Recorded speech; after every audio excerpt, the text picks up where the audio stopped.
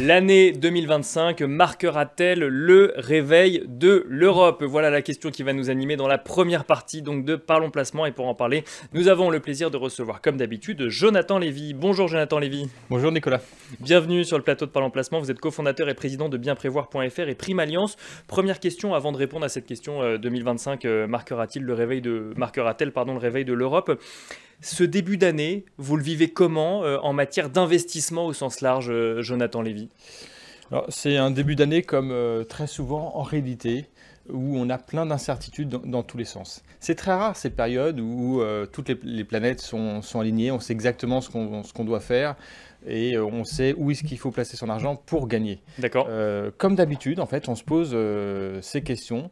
Est-ce qu'il faut aller aux États-Unis? Est-ce qu'il faut aller en Europe? C'est le thème de notre émission. Bien et sûr. vous verrez que la réponse, elle n'est pas si simple que ça, même si de premier abord, l'économie américaine semble bien plus vigoureuse. Bah, justement, c'est ça qui interpelle un petit peu dans le titre de la discussion qu'on a aujourd'hui, c'est pourquoi regarder l'Europe quand le monde entier regarde les États-Unis aujourd'hui? Alors justement, d'abord pour planter le décor, je vous ai ramené une slide. D'accord. J'aimerais qu'on regarde, pour vraiment regarder dans quel contexte on est, pour corroborer ce que vous dites par des chiffres. Que tout le monde a en tête le scénario économique qui se dessine pour 2025. Vous voyez ici que si on regarde la croissance économique, la croissance du PIB aux États-Unis, vous avez raison. Elle va être nettement plus forte en 2025 qu'en 2024. Bien sûr. Pardon, elle va être nettement plus forte aux États-Unis qu'en En Europe. Oui. Et c'était déjà vrai en 2024, ça le sera tout autant en 2025. Les économies divergent, ça continue.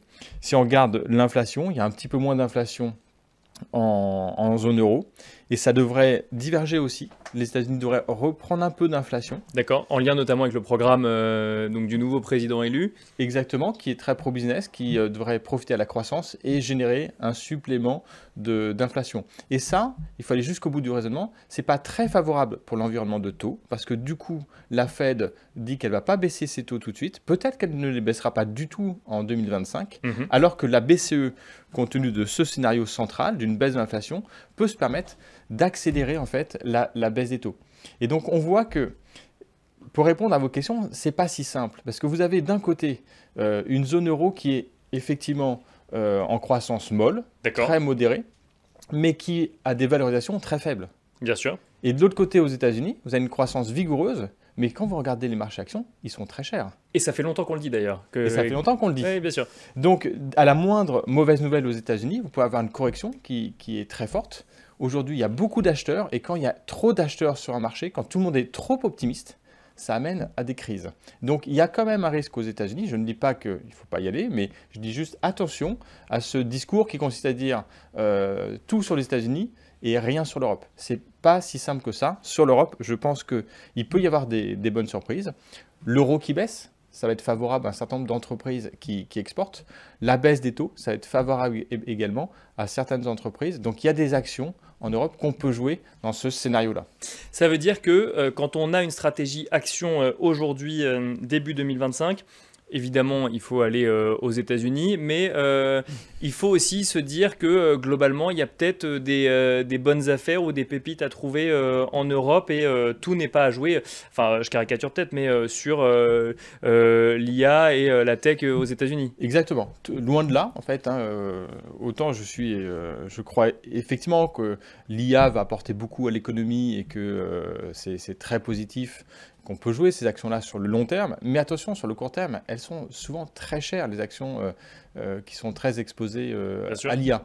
Donc, je ne suis pas sûr que la performance de ces actions-là va être très bonne, alors qu'elle l'a été dans le passé. Maintenant, elles valent tellement cher qu'on peut se poser la question. La réponse n'est pas si évidente que ça. Sur l'obligataire, est-ce que le contexte économique divergent entre justement Europe et États-Unis peut être source d'opportunités sur le vieux continent? Alors justement, effectivement, sur le vieux continent, sur la zone euro en particulier, c'est intéressant de jouer les obligations, parce qu'on l'a répété plusieurs fois ici, lorsque les taux baissent, la valorisation des obligations augmente. Bien sûr. Dans le scénario que j'ai décrit, un scénario de baisse des taux qui pourrait être relativement marqué, vu le contexte de faible croissance, de faible inflation, il y a à gagner pas mal en jouant les obligations. Alors, quel type d'obligations? On pense qu'il vaut mieux aller sur les obligations d'entreprise. Les obligations d'État, ça peut être plus volatile compte tenu des incertitudes politiques, notamment en France ou en Allemagne. Les obligations d'entreprise, il y a deux types d'obligations, les obligations à risque, le high yield, et Bien les sûr. obligations investment grade, moins risquées, avec un meilleur bilan. On pense que ce sont ces obligations-là qu'il faut jouer aujourd'hui, qui ont un taux Investment de grade. investment grade, D'accord. donc un risque mesuré, qui ont des taux intéressants.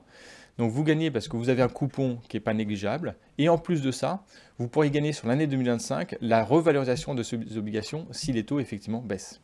Donc on conseille les obligations d'entreprise investment grade en zone euro. C'est intéressant parce qu'on va parler d'immobilier dans un instant, mais juste avant, quand on discute avec un certain nombre de commentateurs ou d'experts des marchés, on sent un peu d'attentisme en ce début d'année, un peu une volonté de voir où va le marché, où va la politique de Donald Trump, parce que globalement c'est ce qu'on regarde beaucoup d'experts, un petit peu aussi où iront les élections allemandes. Là, vous arrivez quand même à positionner quelques jalons pour ce début d'année, Jonathan Lévy. Oui, parce qu'en fait, il ne faut pas se leurrer, cette information-là que vous avez décrite est déjà dans les cours.